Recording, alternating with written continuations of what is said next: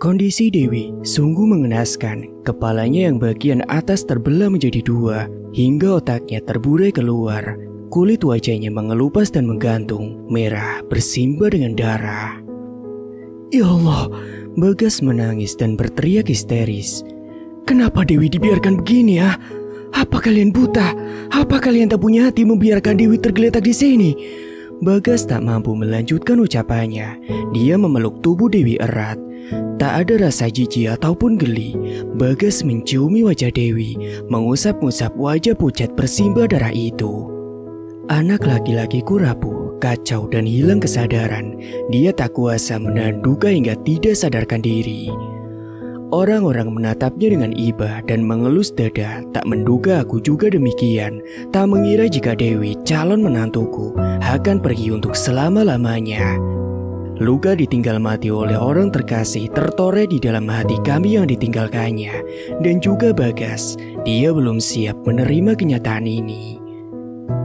Sepanjang jenazah diurus, Bagas tidak sadarkan diri. Begitu besar cintanya pada gadis malang itu. Bagas menangis menepuk-nepuk dadanya sendiri. Dia mengekspresikan rasa sakit yang sangat begitu dalam. Dewi berselimutkan dengan tanah. Dia tidak akan pernah kembali lagi dalam pelukan Bagas untuk selama-lamanya. Tersisa kenangan yang menemani kesepian si Bagas. Sangat sulit menepis kenangan manis bersamanya. Mungkin Bagas akan ikhlas jika cara perginya Dewi tidak seperti itu. Bagas berusaha mencari cara agar mudah melupakan mendiang Dewi. Namun, semakin terluka jika Bagas berusaha menghapus kenangan itu. Lukanya semakin menganga dengan lebar. Jiwanya terpukul atas kepergian kekasihnya.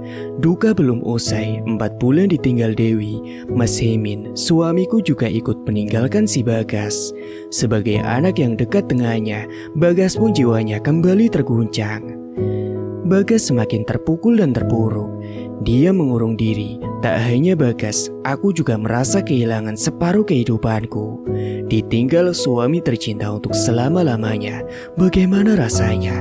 Itu sungguh menyakitkan. Hampir saja aku kehilangan akal. Suatu hari, Bagas, "Bu, izin pamit untuk perantau," ucapnya padaku. Aku tidak menyaut, tega-teganya dia mau meninggalkanku yang masih berduka. "Mau kemana memangnya?" tanyaku menatap manik teduh yang menyimpan luka itu. "Pergi jauh, Bu.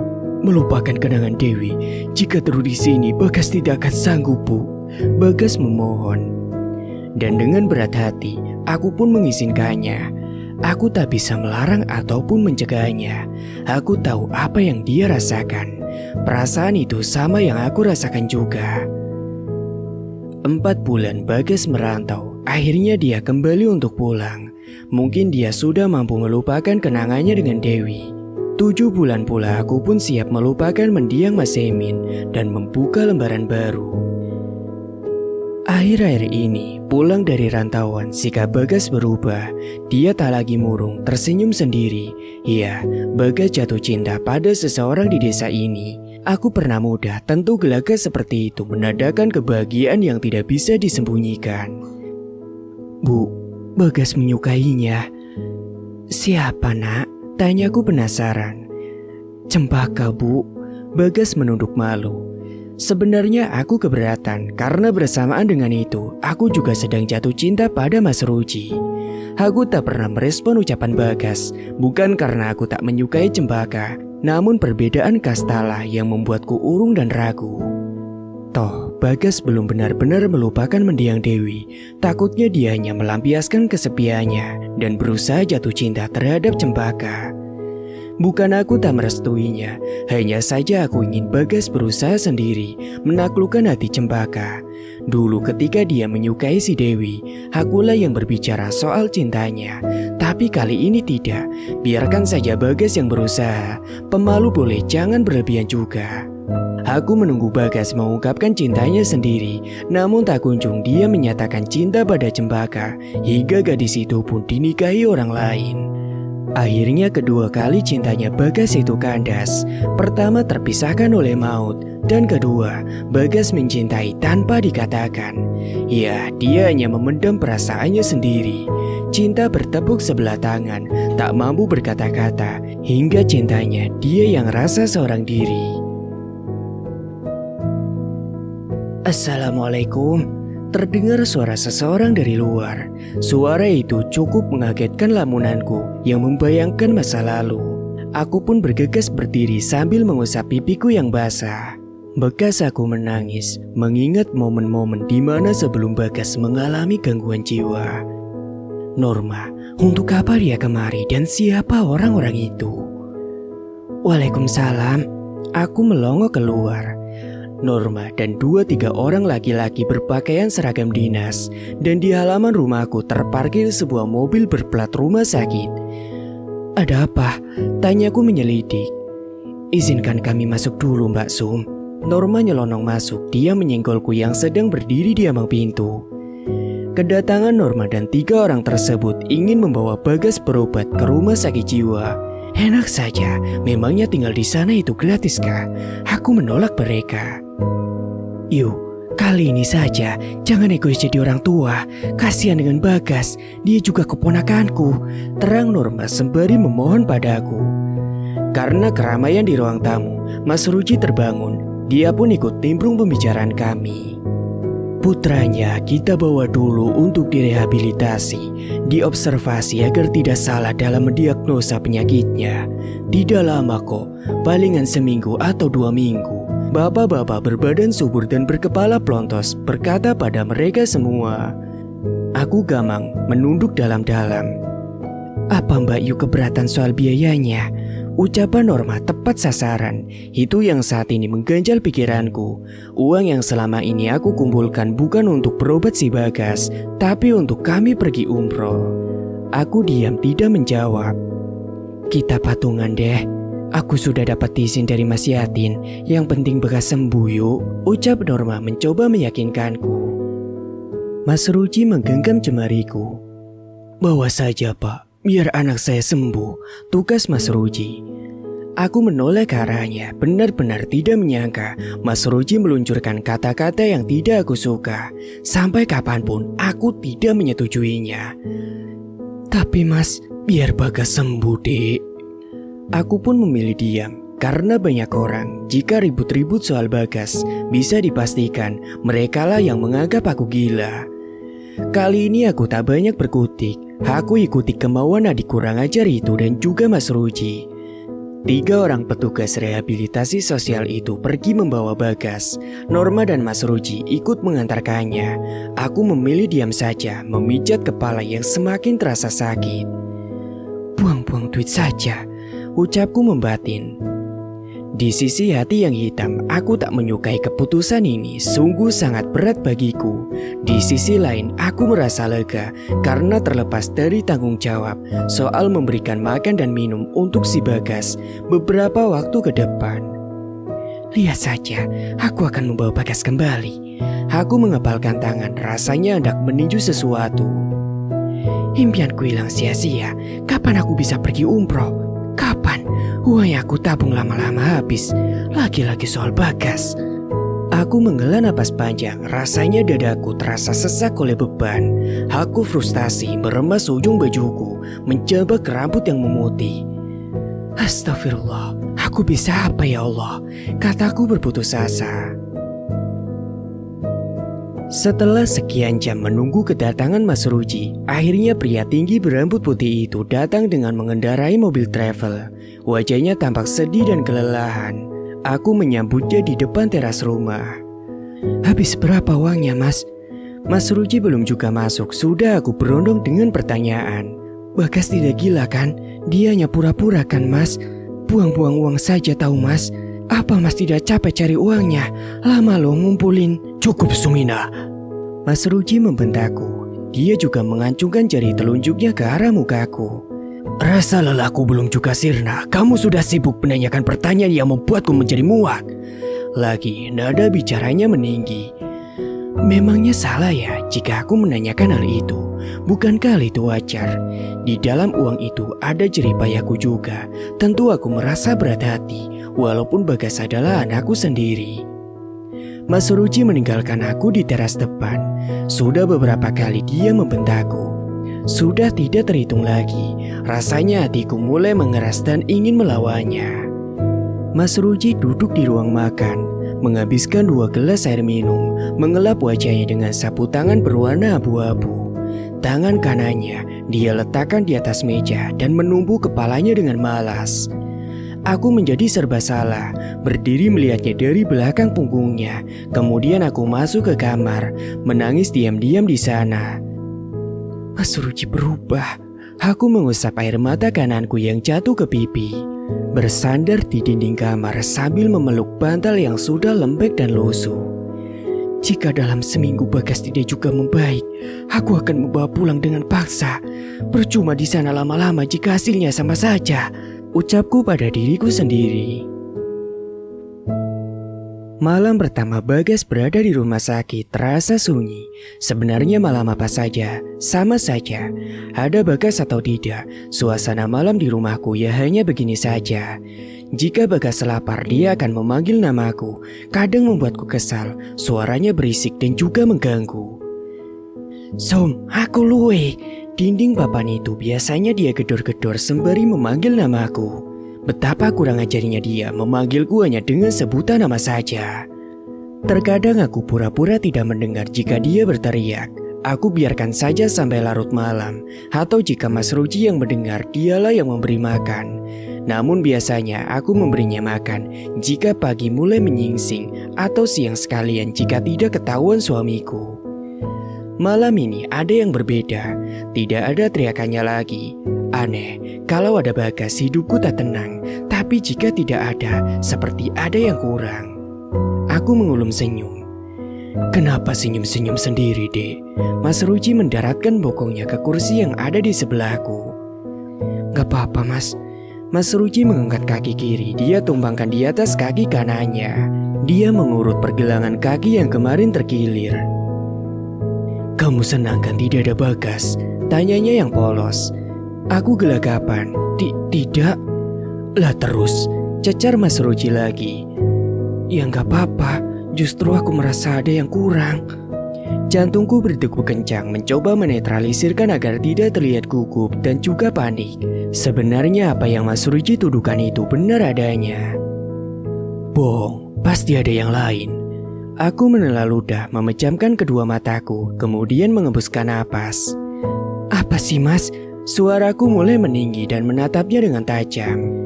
Ya pasti ada yang lain. Jangan-jangan kamu memikirkan laki-laki lain ya. Mas Ruji menggodaku. Dih, apaan sih? Sudah alot-kalot, Mas.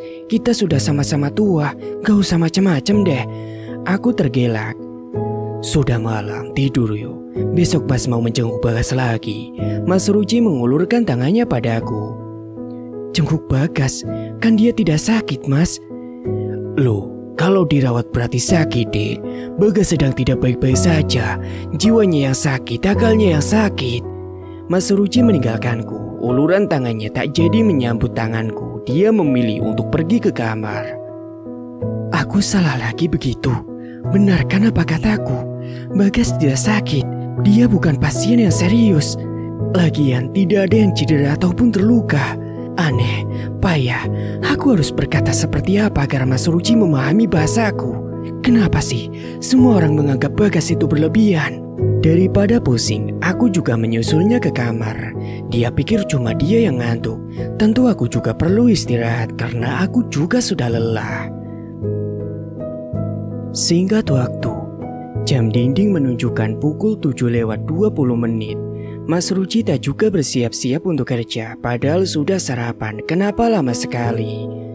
Mas, panggilku kala itu. Aku melongokkan kepala ke dalam kamar. Aku heran melihatnya yang sudah rapi, bukan rapi dengan pakaian kerjanya, tapi kelihatan dia ingin pergi. Oh iya, aku lupa. Mas Ruji mau menjenguk Bagas. Seharusnya aku mencegahnya. Mas gak kerja? Tanyaku. Aku pura-pura. Mas kan mau mendampingi Bagas lagi deh, harusnya kamu ikut juga biar tahu. Ucapnya sambil menyisir rambut cepaknya. Aduh, kenapa harus ke sana lagi sih?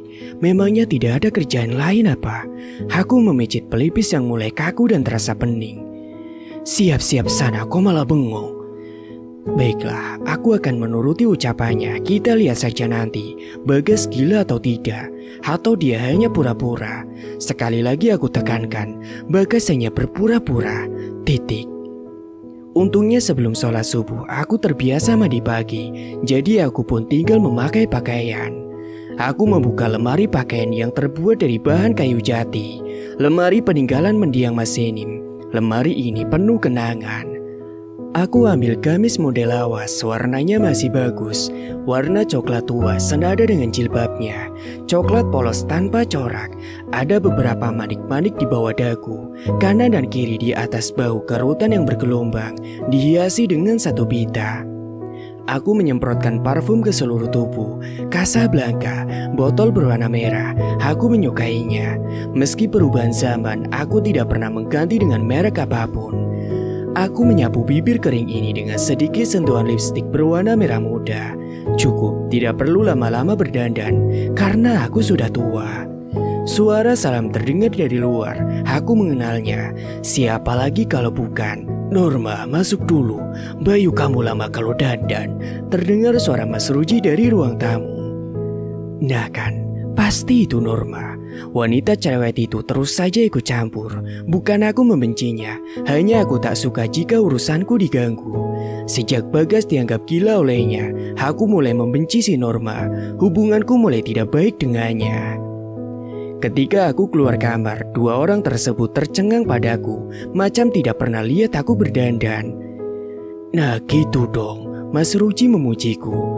Aku menjadi melambung tinggi rasanya. Kalau kayak gitu kan enak, peduli sama anak sendiri, ucap Mas Ruji lagi. Apa? Jadi dia bukan memuji penampilanku? Astagfirullah, aku terlalu berhayal. Norma tersenyum di balik telapak tangan yang menutupi mulutnya. Dasar. Singkatnya 2,5 jam perjalanan menuju rumah sakit jiwa membuat penat rasanya. Ditambah seluruh tulang-tulangku terasa nyeri. Tak lama kemudian berbelok ke kanan, mobil roda 4 ini pun memasuki sebuah halaman luas. Terlihat ada beberapa kendaraan yang terparkir di sini. Enak sekali Bagas tinggal di gedung ini. Apa dia tidak tahu berapa banyak uang yang harus dirogoh dari kantongku? Kami pun turun dari mobil. Aku menatap seluruh keliling rumah sakit jiwa ini.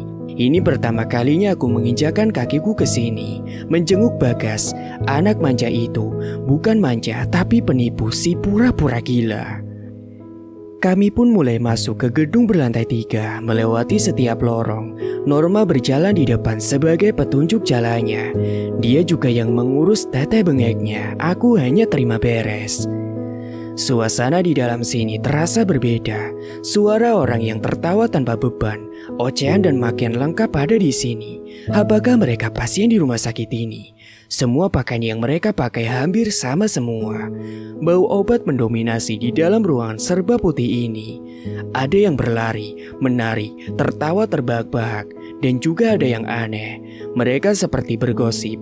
Pikiran tak punya, lalu apa yang mereka obrolkan? Sungguh aneh, benar-benar aneh.